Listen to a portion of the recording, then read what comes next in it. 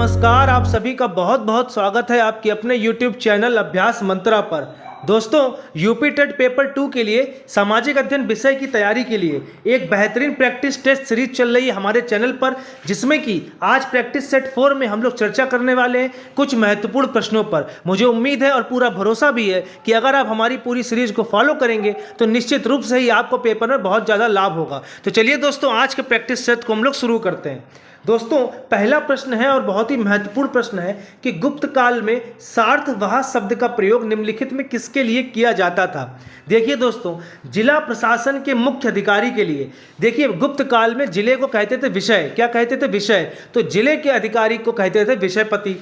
व्यवसायिक कारवां या व्यापारियों के नेता के लिए, तो यही ऑप्शन भी आपका बिल्कुल सही जवाब है। सार्थवाह शब्द का प्रयोग व्यावसायिक कार्रवाई या फिर व्यापारिक जो काफिला होता था उसके नेता के लिए किया जाता था। ऑप्शन बी बिल्कुल सही जवाब होगा।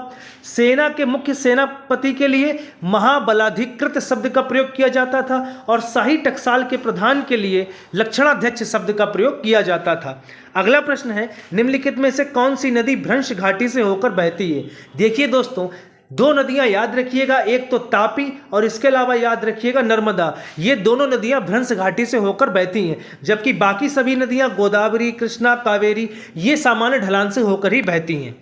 अगला प्रश्न है, उत्तर प्रदेश का प्रसिद्ध नरौरा परमाणु ऊर्जा केंद्र किस जिले में गंगा नदी के तट पर स्थित है। तो पहली बात तो आपको ये याद रखनी है कि नरौरा परमाणु ऊर्जा केंद्र किस नदी के तट पर है, तो गंगा नदी के तट पर है। और किस जिले में है, तो बुलंदशहर जिले में है। ऑप्शन बी इसका बिल्कुल सही जवाब होगा। अगला प्रश्न है, अंतर्राष्ट्रीय मुद्रा कोष का मुख्य कार्य निम्नलिखित क्या होता है। देखिए, अंतर्राष्ट्रीय मुद्रा कोष का जो मुख्यालय है वो कहाँ है, वाशिंगटन डीसी में है। और इसका जो मुख्य कार्य होता है वो होता है कि देशों के भुगतान संतुलन के संकट को दूर करने के लिए अल्पकालिक ऋण देना। तो ऑप्शन बी इसका बिल्कुल सही जवाब होगा। अगला प्रश्न है, गरस्ती चालीसा और प्रचंड पचासा दक्षिणी गोलार्ध में चलने वाली किस प्रकार की पवनों के उदाहरण है। तो यहां से देखिए, एक बात तो आप ये याद रखिए कि गरस्ती चालीसा और प्रचंड पचासा किस गोलार्ध में बहती हवाएं हैं, तो दक्षिणी गोलार्ध में है। और ये कौन सी हवाएं होती हैं, तो ये पछुआ पवनें यानी पछुआ हवाएं होती हैं जो दक्षिणी गोलार्ध में चलती हैं।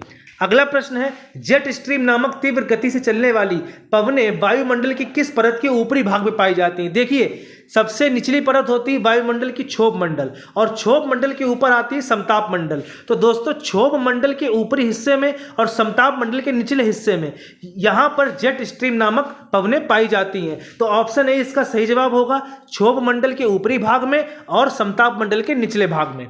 अगला प्रश्न है, मित्र मेला नामक क्रांतिकारी संगठन की स्थापना 1899 में किसके द्वारा की गई थी। तो पहली बात तो आप यही याद रखिए कि मित्र मेला नामक संगठन की स्थापना किस वर्ष की गई, तो 1899 में की गई। किसके द्वारा की गई, तो विनायक दामोदर सावरकर, बीडी सावरकर के द्वारा की गई। और एक बहुत इंपॉर्टेंट बात याद रखिए कि जो मित्र मेला संगठन था जो 1899 में बना था, यही 1904 में अभिनव भारत में बदल गया। तो यह भी बात याद रखिए कि अगर आपसे पूछ दे कि अभिनव भारत की स्थापना किसने की, तो विनायक दामोदर सावरकर ने ही की थी। और मित्र मेला संगठन ही 1904 में अभिनव भारत के रूप में परिवर्तित हो गया। तो ऑप्शन बी इसका सही जवाब है। अगला प्रश्न है, सिंधु घाटी सभ्यता के किस स्थल से मिट्टी के हल का प्रमाण प्राप्त हुआ है। बहुत ही इंपॉर्टेंट प्रश्न है। सही जवाब है दोस्तों, ऑप्शन है बनावली, और यह बनावली कहाँ है, हरियाणा में है। अगला प्रश्न, वर्ष 1907 के कांग्रेस के सूरत अधिवेशन की अध्यक्षता किसने की, जिसमें कांग्रेस का विभाजन गरम दल और नरम दल में हो गया। तो यहां पर भी वही बात कि देखिए, क्वेश्चन में ही एक बात लिखी हुई जो आपको पता होनी चाहिए कि सूरत अधिवेशन कब हुआ, 1907 में हुआ। और कांग्रेस का विभाजन नरम दल और गरम दल में किस वर्ष हुआ, 1907 में हुआ। और कहां हुआ, सूरत अधिवेशन में हुआ। अब इस समय कांग्रेस के जो अध्यक्ष थे वो कौन थे, तो डॉक्टर रास बिहारी घोष जो थे वो 1907 में कांग्रेस अधिवेशन के अध्यक्ष थे, जिसमें कांग्रेस का विभाजन नरम दल और गरम दल में हो गया था। अब इनमें विभाजन तो हो गया, समझौता कब हुआ था, तो समझौता हुआ था दोस्तों 1916 में, जब अंबिकाचरण मजूमदार थे। तो ऑप्शन सी इसका सही जवाब है। लेकिन अगर समझौता पूछेगा तो 1916 लखनऊ अधिवेशन में अध्यक्ष कौन है, अंबिकाचरण मजूमदार। अगला प्रश्न है, कृष्णदेव राय के दरबार में रहने वाले अष्ट दिग्गज निम्नलिखित में कौन थे। बहुत ही महत्वपूर्ण और बहुत ही सरल प्रश्न। सही जवाब है ऑप्शन है 8 प्रसिद्ध तेलुगु कवि। अगर आपने तेनाली रामा का नाम सुना है तो ये भी इन 8 दिग्गज कवियों में ही शामिल थे। अगला प्रश्न है, किस राष्ट्रकूट राजा ने एलोरा में प्रसिद्ध कैलाशनाथ मंदिर का निर्माण ठोस चट्टान को काटकर करवाया था? देखिए, एलोरा कहाँ है? महाराष्ट्र में है। और राष्ट्रकूट वंश का संस्थापक कौन था? तो दंती दुर्ग था। और इसी वंश के राजा कृष्ण प्रथम ने एलोरा में जो कैलाशनाथ मंदिर है उसका निर्माण करवाया था। तो ऑप्शन बी तो आप याद रखिएगा ही, संग में ये भी याद रखिएगा कि राष्ट्रकूट वंश का संस्थापक कौन था? दंती दुर्ग था। अगला प्रश्न, राजा राम मोहन राय के द्वारा स्थापित आत्मीय सभा की स्थापना। देखिए, 3 बातें आप याद रखिए, 3 संस्थाएं याद रखिए। नंबर 1 आत्मीय सभा, जिसकी स्थापना 1815 में राजा राम मोहन राय ने की। तो ऑप्शन ए सही जवाब हो गया।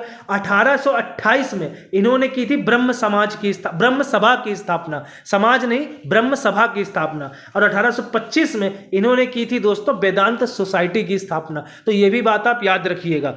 अगला प्रश्न है, दक्षिण भारत के प्रसिद्ध तक्कोलम के युद्ध में किन 2 राजवंशों के बीच संघर्ष हुआ? बहुत ही महत्वपूर्ण प्रश्न है और सही जवाब है दोस्तों चोल और राष्ट्रकूट। तक्कोलम का युद्ध 949 ईस्वी। अगला प्रश्न, पृथ्वी के आंतरिक भाग में कोर यानी कि क्रोड और मेंटल के बीच सीमा रेखा को किस नाम से जानते हैं? देखिए, पिछले प्रैक्टिस सेट में ही मैंने आपको पृथ्वी की परतों के बारे में बताया था।